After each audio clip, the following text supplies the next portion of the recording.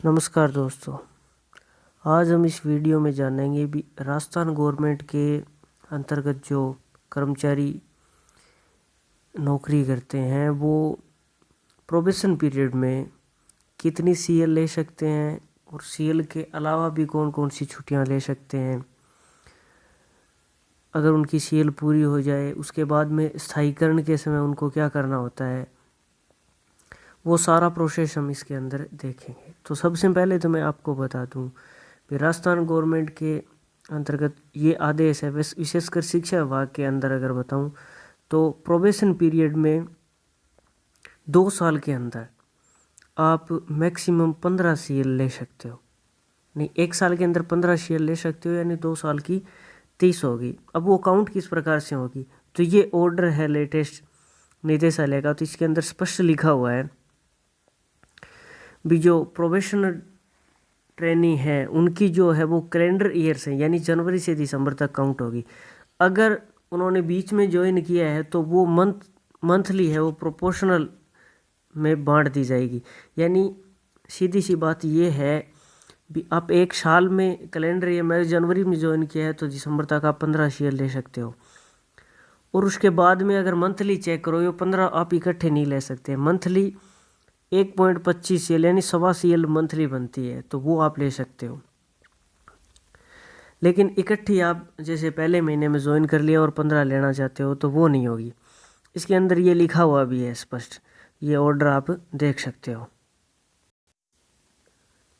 तो ये बात स्पष्ट हो गई भी 1 साल में 15, दोनों साल के अंदर 30 सीएल, और वो काउंट किस प्रकार से होगी, कैलेंडर ईयर के हिसाब से, और 1 मंथ की 1.25 सीएल के हिसाब से बनेगी। अब देखिए भी अगर आपको 15 सीएल से 1 साल के अंदर, जैसे पहले साल के अंदर आपकी 15 सीएल हो गई, या मंथ के हिसाब से जैसे आपको 3 महीने हुए हैं तो आपकी 4-5 सीएल बनती है, आप वो ले सकते हो। उससे ज़्यादा अब आपको 10 सीएल और चाहिए तो वो सीएल नहीं मिलेगी। उस टाइम फिर आपको क्या लेना होगा, उसे विदाउट पे लीव बोलते हैं, WPL, अवैतनिक अवकाश उसको कहते हैं। सबसे बड़ी दिक्कत यही है कि अवैतनिक अवकाश के संबंध में ये मन में बड़ी शंका रहती है और सभी इतने डरे हुए होते हैं भी अवैतनिक अवकाश ये हो जाता है वो हो जाता है। देखो, जरूरत होती है तो अवैतनिक अवकाश लेने में कोई दिक्कत नहीं है। मैंने खुद ने लिया है, मैं आपको पूरा प्रोसेस बताऊंगा अवैतनिक अवकाश का क्या होता है। अवैतनिक अवकाश के संबंध में क्या क्या रूल है, कितनी अवैतनिक अवकाश ले सकते हैं, WPL यानी विदाउट पे लीव। इस PDF में आप देखिए अवैतनिक अवकाश के संबंध में सारे प्रावधानों का उल्लेख है, बिल्कुल 2020 का एकदम लेटेस्ट है। तो इसके अंदर ये स्पष्ट लिखा हुआ है भी अवैतनिक अवकाश किन किन परिस्थितियों में लिए जा सकते हैं। यानी आप अवैतनिक अवकाश का व्यक्तिगत कारण भी बता सकते हैं, उसमें मेडिकल वगैरह की भी जरूरत नहीं होती, इसमें कोई दिक्कत नहीं है। लेकिन इसमें एक बात स्पष्ट है कि अवैतनिक अवकाश सक्षम अधिकारी जो है, मैं अभी बताऊंगा कि अवैतनिक अवकाश कितने दिन का सक्षम अधिकारी कौन सा होता है, कौन स्वीकृत करता है। लेकिन एक बात कि अवैतनिक अवकाश के प्रकरणों के बारे में इसमें बताया है भी अवैतनिक अवकाश जो स्वीकृत होते हैं उनके संबंध में टाइम बहुत लगता है। इसमें ये स्पष्ट लिखा हुआ है, देखो भी अवैतनिक अवकाश है वो 1 से 2 साल तक सक्षम अधिकारी को नहीं भेजे जाते, जो बहुत गलत है। यानी इस सिस्टम में सुधार के लिए इसने बताया है। यानी सक्षम अधिकारी द्वारा है वो, जब आप अवैतनिक अवकाश ले रहे हो उसी टाइम उसको पारित यानी उसको जो है एक्सेप्ट कर लेना चाहिए, नहीं तो आगे बहुत दिक्कत होती है। अब मैं आपको बताता हूँ, इसमें ये कारण बताए हैं, आप इसमें इनको स्पष्ट देख सकते हो, कोई दिक्कत नहीं है इसमें।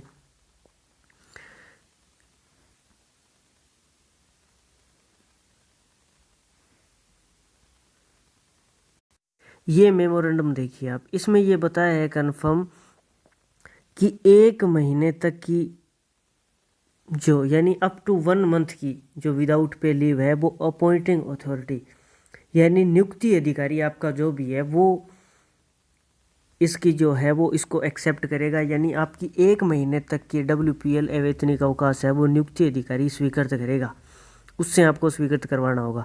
और अगर 1 महीने से ज़्यादा है तो वो आपका एडमिनिस्ट्रेटिव डिपार्टमेंट यानी आपका जो विभाग है, यानी शिक्षा विभाग के हैं उनका निदेशालय, और दूसरा कोई विभाग है तो उनका जो मुख्य विभाग है वहाँ पर उसको स्वीकृत किया जाएगा।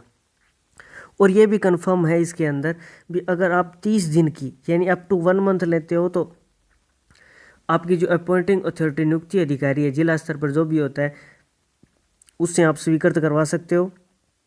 और उससे 30 दिन तक आपका प्रोबेशन भी आगे नहीं होगा, यानी 29 दिन की भी अगर आपकी WPL है तो आपका प्रोबेशन आगे नहीं खिसकेगा अगर आपने अपॉइंटिंग अथॉरिटी नियुक्ति प्राधिकार से उसको स्वीकृत करवा लिया है। और अगर 30 से ज़्यादा का है तो आपका प्रोबेशन आगे खिसकेगा। और यानी 30 से ज़्यादा की अगर आपकी WPL है तो उसको स्वीकृत करवाने में बहुत बड़ी दिक्कत होगी, क्योंकि ये विभागीय स्तर पर होता है, डिपार्टमेंटल, और वहाँ पर दिक्कत यही है कि अपनी जानकारी नहीं होती। जिला स्तर पर हो जाती है जानकारी, कोई दिक्कत नहीं, तो वहाँ से ये स्वीकृत हो जाती है। लेकिन ये 30 से आगे जाने पर इसमें बहुत बड़ी दिक्कत होगी।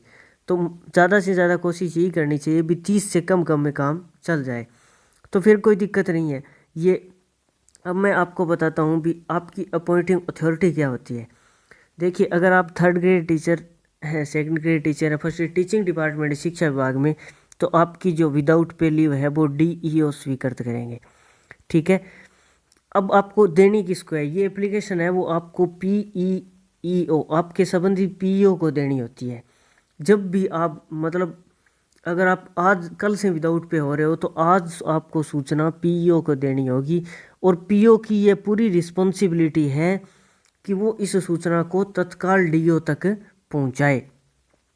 अब दिक्कत यही है कि PO इस सूचना को DO तक नहीं पहुंचाते, और उसके बाद में हमें जब जरूरत होती है तब हम करवाते हैं, तब तक 1 साल 2 साल निकल जाते हैं, तो ये बहुत बड़ी दिक्कत होती है।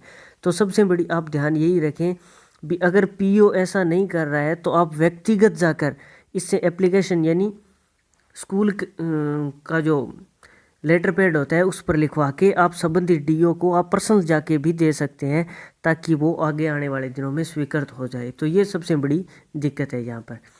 तो इसकी प्रोसेस मैंने आपको बता दी भी, आप जिस दिन अगले दिन से आप विदाउट पे हो रहे हो उस दिन आप PO को स्वीकृत करो कार्य मुक्ति की, और उसके बाद में विदाउट पे पूरी होने के बाद आपकी ज्वाइनिंग की दोनों एप्लीकेशन होनी चाहिए। वो सारे डॉक्यूमेंट्स मैं आपको अभी बता देता हूँ।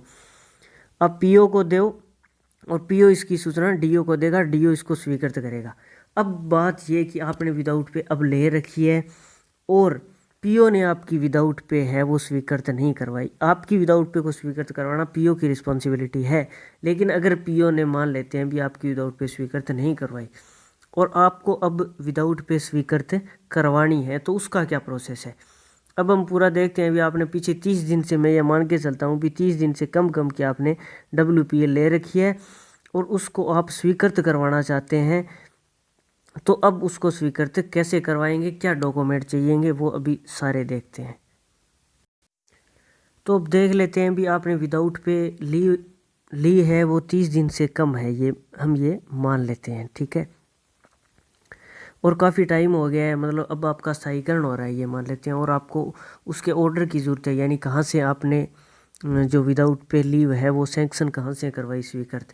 तो अब सबसे पहले आपको ये पेज है, इसकी PDF आपको मिल जाएगी, कोई दिक्कत नहीं है, DO कार्यालय से, या यहाँ पर लिंक में बता दूँगा नीचे। ये पेज है, ये सबसे ऊपर नहीं करना है, इसके अंदर आपकी डिटेल्स यानी कितने आपने, आपका नाम और किस प्रकार का असाधारण अवैतनिक अवकाश लिए, आपने नियुक्ति तिथि होगी, स्थायीकरण वगैरह की तिथि सारी लिखनी है, आपने जब छुट्टी ली थी उस टाइम मुख्यालय छोड़ने की और बाद में मुख्यालय पर वापस ज्वाइन करने की एप्लीकेशन वगैरह लगाई है या नहीं लगाई, वो सारी इसमें है। ठीक है, उस उपार्जित अवकाश में आपका जो होगा वो असाधारण अवकाश इसमें लिखना होगा, WPL, असाधारण अवैतनिक अवकाश इसको बोलते हैं। इसमें आप लिख दोगे। ये मेडिकल बोर्ड वगैरह अगर आपने मेडिकल के बेस पे लिए तो यहाँ पर हाँ कर देंगे, और अगर पर्सनल रीज़न है तो ना कर देंगे। ये पूरा फिलअप करके और यहाँ पर आपको इसको PEO से मार्क करवा लेना है, सबसे ऊपर ये पेज लगाना है आपको। ठीक है, पहला काम तो हो गया ये।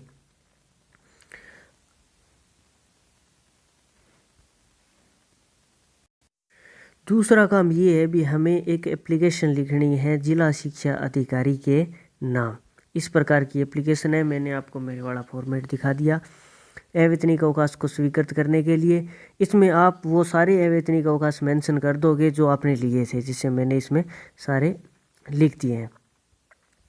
डेट वगैरह अगर आप एप्लीकेशन अब लिख रहे हो, उस टाइम वाली एप्लीकेशन खो गई है, जो आपने ये लिखी थी तो अच्छी बात है, नहीं लिखी थी तो डेट में इसमें कोई इश्यू नहीं है, अब की भी लिख सकते हो, पुराने वाले भी लिख सकते हो। ये इस प्रकार से एप्लीकेशन लिख दी स्वीकृत करवाने के लिए, और पीओ को और एचएम से भी करवा, लेकिन ये जिला शिक्षा अधिकारी डीओ को भेजते हैं, तो इसको आपको सिर्फ, क्योंकि ये रिस्पॉन्सिबिलिटी सिर्फ पीओ की होती है, तो इसको आपको सिर्फ पीओ से ही मार्क करवाना है। ये एप्लीकेशन पहली हो गई। इसके बाद में क्या होता है, पहली एप्लीकेशन तो मैंने आपको बता दी। पहली एप्लीकेशन यही होती है भी आपने अवैतनिक अवकाश जो लिया है, भी मैं इतनी तारीख से इतनी तारीख तक अवैतनिक अवकाश ले रहा हूँ कार्य ग्रहण छोड़ने की, ये है। यहाँ पर एचएम है वो मार्क करेगा, ठीक है। भी मैंने एप्लीकेशन ले ली है, तारीख वही होगी जब आपने एप्लीकेशन दी थी। और उसके बाद में दूसरी एप्लीकेशन ये होगी भी मैंने इस तारीख को ये जो अवैतनिक अवकाश लिया था उसके आगे वाले दिन मैंने ज्वाइन कर लिया था। यहाँ भी एचएम जो है वो मार्क करेगा भी मैंने कार्य ग्रहण करवा दिया है। इसी प्रकार से अगर आपकी इसके बाद में भी और अवैतनिक अवकाश है तो उस दिन की आप उसी प्रकार से अवैतनिक अवकाश की एप्लीकेशन लिखोगे, उसके बाद में कार्य ग्रहण करवाने की एप्लीकेशन लिखो। जितने भी बनती है वो सारी एप्लीकेशन आप लिखोगे और इस प्रकार से एचएम से आप मार्क करवाओगे। ये सारी एप्लीकेशन इकट्ठी हो जाएगी। जैसे ये सारी एप्लीकेशन मेरी लिखी हुई है, ठीक है।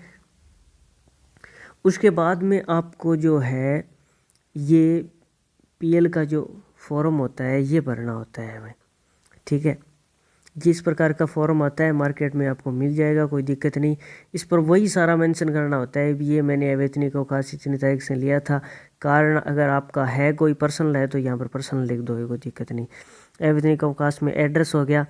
फिर यहाँ पर इम्पोर्टेंट यही है भी इसको एचएम मार्क करेगा और पीओ भी मार्क करेगा। यहाँ पर किया हुआ नहीं है, मैंने बाद में करवाया था, तो पीओ भी मार्क करेगा। ये उनका काम है, हमारा नहीं। लेकिन ये पीओ भी मार्क यहाँ पर कर देगा और यहाँ पर एचएम मार्क कर देगा, दोनों से ये मार्क करवाना है। और इस प्रकार के पीएल फॉर्म एक साथ अगर लिए है तो एक ही फॉर्म हो जाएगा, और अगर टुकड़ों में लिए है तो उतने ही फॉर्म हो जाएंगे पीएल फॉर्म, ठीक है। ये आपको भरने हैं भी 2-3 बार लिए टुकड़ों में तो वो 2-3 इकट्ठे फॉर्म हो जाएंगे। वो सारे इसी प्रकार से मार्क करवा के इसी प्रकार से हमें लगाने होते हैं। और उसके बाद में सबसे बड़ी चीज़ ये है भी अगर आपने ये जो ऑनलाइन अटेंडेंस का काम शुरू हो गया था उसके बाद में लिए तो संभवतः आपने जो है वो ऑनलाइन एप्लीकेशन दी होगी। भी आप जो ले रहे हो ना WPL जो आपने ली है उसको आपने अवैतनिक उसको ऑनलाइन किया होगा। ये मैंने ऑनलाइन किया था तो उसकी भी अभी आप निकाल सकते हो। साला दर्पण पर जो आप एप्लीकेशन लीव एप्लीकेशन करते हो उसके अंदर स्टेटस एक आइकन आता है, स्टेटस पर करोगे तो ऑल एप्लीकेशन पर करोगे तो आपका सारा वो दिखा देगा। उसमें से आप अभी कभी भी अगर आपने 6 महीने पहले अप्लाई किया था तो वो भी आपको प्रिंट मिल जाएगा, वहाँ से निकाल सकते हो। जैसे ये प्रिंट मैंने अभी निकाला था, उस टाइम मैंने अप्लाई किया था ऑनलाइन, तो ये मेरी 4 दिन की मैंने ये लिख रखा है WPL, और ये ऑनलाइन निकाल दिया और इसके अंदर ये एड्रेस वगैरह भर दिया। और यहाँ पर आपको PEO से मार्क करवाना है। यानी जितनी भी बार आपने ली थी वो सारी की सारी एप्लीकेशन निकालो, 2-3 बार वो सारी निकल जाएगी वहाँ से, और उसको PO से मार्क कराओ। ये भी आपको लगाना है। जैसे ये 2 है तो मैंने 2 हो गया, इसमें दो एप्लीकेशन निकली है, उन दोनों को मैंने PO से मार्क करवा लिया, तो इसमें कोई दिक्कत नहीं है, ये भी ऐड हो गई। तो इसमें कोई दिक्कत नहीं। मैंने आपको क्या क्या बताया, सबसे पहले DO के नाम एप्लीकेशन लिखोगे भी मेरी जो WPL है वो स्वीकृत करें। PO के रिगार्डिंग होगी, उसमें जो मैंने एप्लीकेशन जो लिखी थी, यानी ये एप्लीकेशन जो लिखी है, ये एप्लीकेशन तो आपको लिखनी है, लेकिन ये जो है ये छुट्टियां हैं और ये आपको लेटर पैड पर लिखवानी है। इस बात का ध्यान आपको रखना है। ये इसमें मैंने लगाया हुआ नहीं है पर आपको देखना है, ये लेटर पैड पर आपको ज़रूर लिखवानी है। लेटर पैड पर ये एप्लीकेशन भी होनी चाहिए और लेटर पैड पर PEO के लेटर पैड पर PEO खुद अपने नाम से लिख के देगा लेटर पैड पर, वो सबसे ऊपर वो लगाना है और वो लेके जाना है आपको। उसके बाद में क्या लगाना है, सबसे पहले हो गया PO का लेटर पैड, और उसके बाद में क्या हो गया, ये एप्लीकेशन हो गई। उसके बाद में विदाउट पे यानी छुट्टी लेने की एप्लीकेशन, और उसके बाद में कार्य ग्रहण करने की एप्लीकेशन, बहुत सारी एप्लीकेशन हो गई। उसके बाद में होगी पीएल की जो एप्लीकेशन है जो मैंने आपको बताई थी, वो एप्लीकेशन होगी जो ये बताई थी आपको, ये हो गई। और उसके बाद में होगी जो ऑनलाइन एप्लीकेशन अप्लाई की थी वो होगी, ये सारी मार्क करवाई होगी।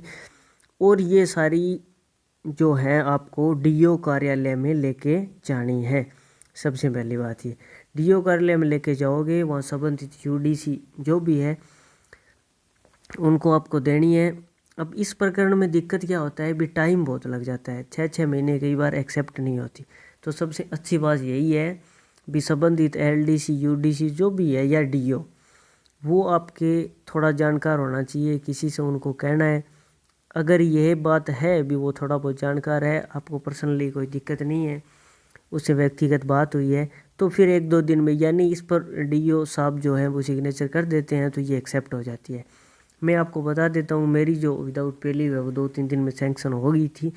तो सबसे बड़ी बात ये है, नहीं तो बहुत टाइम लग जाता है। और जब विदाउट पे लीव आपकी एक्सेप्ट हो जाएगी तो ये आपका होगा फाइनल ऑर्डर, ये आपका ऑर्डर होगा विदाउट पे लीव स्वीकृति का। मेरा जो ये लिखा हुआ है भी 4 दिन की और 14 दिन की दो जो एक्सेप्ट हुई है, ये किसी का और का भी आया है साथ में, ये आपका ऑर्डर आ जाएगा। ये आपका ऑर्डर आने के बाद आप इस ऑर्डर को पीओ को जमा करवा दोगे और एक जो है वो कॉपी अपने स्कूल में रख लोगे। ये पीओ जो है वो इस ऑर्डर के आधार पर आपकी जो सर्विस बुक है उसमें एंट्री कर देगा। और इस ऑर्डर को जो है आप वो स्थायीकरण यानी फिक्सेशन फॉर्म जो ऑनलाइन आप भरोगे, उसके अंदर जो है ऑनलाइन फॉर्म फिक्सेशन का भरते समय आप विदाउट पे लीव को मेंशन करोगे और यहाँ वहाँ पर उसकी जो है इसकी पीडीएफ आप अपलोड कर दोगे और आपका फिक्सेशन हो जाएगा, कोई दिक्कत नहीं है। तो कोई बड़ी बात नहीं है ये विदाउट पे लीव 30 दिन तक की विदाउट पे लीव कोई बड़ी बात नहीं है। 30 दिन से ऊपर वाली निदेशालय करता है। और ये इस प्रकार से मैंने आपको बता दिया, ये स्वीकृत हो जाएगी तो आप स्वीकृत करवा लेना, कोई दिक्कत नहीं है। ये जो ऑनलाइन आप फिक्सेशन फॉर्म भरोगे वो भी कैसे भरा जाएगा वो मैं बता दूंगा ऑनलाइन दूसरे वीडियो के अंदर, उसमें ये कहाँ पर अपलोड करनी है।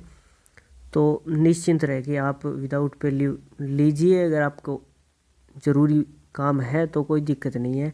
और स्वीकृत सबसे अच्छा रहेगा अगर आप उसी टाइम स्वीकृत करवा लो, और बाद में करवाओगे तो थोड़ी दिक्कत आएगी। अगर जानकार है कोई दिक्कत नहीं डीओ ऑफिस में तो आपका काम हो जाएगा उसी टाइम। धन्यवाद।